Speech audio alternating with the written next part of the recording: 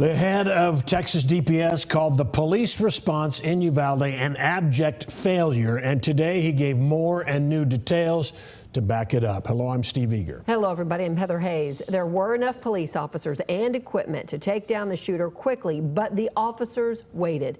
There's no clear order to enter those classrooms, and despite the school police chief's claim that doors were locked, the DPS director says they were not locked, and he saw no evidence that any officers even checked the doors. Fox 4's Alex Boyer following today's Texas Senate committee hearing. Alex. Hi guys, and today's hearing is examining 3 of the 5 areas, police training, school safety, and social media. Now, the Texas DPS director spent hours today testifying before the committee, and as you mentioned, he slammed the Uvalde District Police Chief for his response. I want to welcome everybody here this morning. Testifying before the Texas Senate Protect All Texans Committee's first hearing in Austin Tuesday, DPS Director Stephen McCraw called the police response to the Uvalde school massacre last month an abject failure.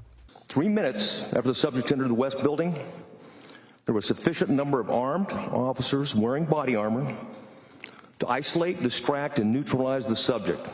A surveillance image from inside Robb Elementary School obtained by the Texas Tribune shows several heavily armed officers waiting in the hallway with rifles and ballistic shields to confront the gunman who killed 19 children and 2 teachers.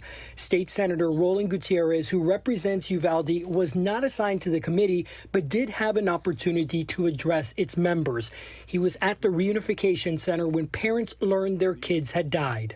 Their silence turned into the most awful screams that you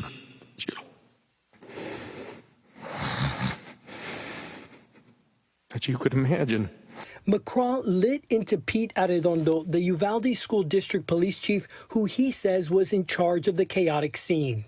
The only thing stopping a hallway of dedicated officers from entering room 111 and 112 was the on-scene commander, who decided to place the lives of officers before the lives of children. During his hours-long testimony, McCraw said the classroom doors, it turned out, could only be locked by the outside using a key. Director, can that door be locked from the inside? It cannot be locked from the inside.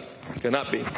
Yet there is no indication officers tried to open it while the gunman was holed up, McCraw added.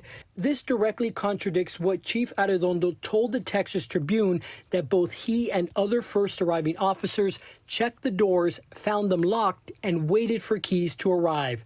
Additional testimony revealed the device called a Halligan bar, used for prying open doors, was available at the school 8 minutes after the shooter arrived. The committee was also shown a detailed color-coded timeline put together through a combination of surveillance video, body camera video, and 911 dispatch calls. The committee was also shown a diagram of the school. Red arrows show the route the 18-year-old gunman took and shows where he and the 21 killed were found. The gunman fired at least 100 rounds inside the building.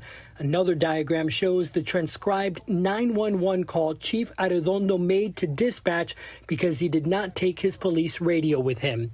Committee members expressed their frustration and outrage over what transpired during that 1 hour, 14 minutes, and 8 seconds.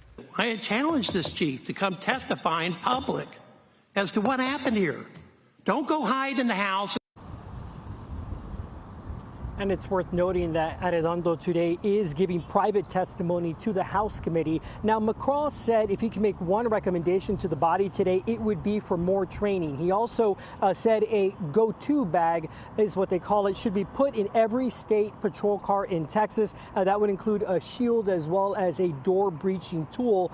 Now, today's hearing could go until midnight. Tomorrow, the committee will meet once again and cover mental health and firearm safety.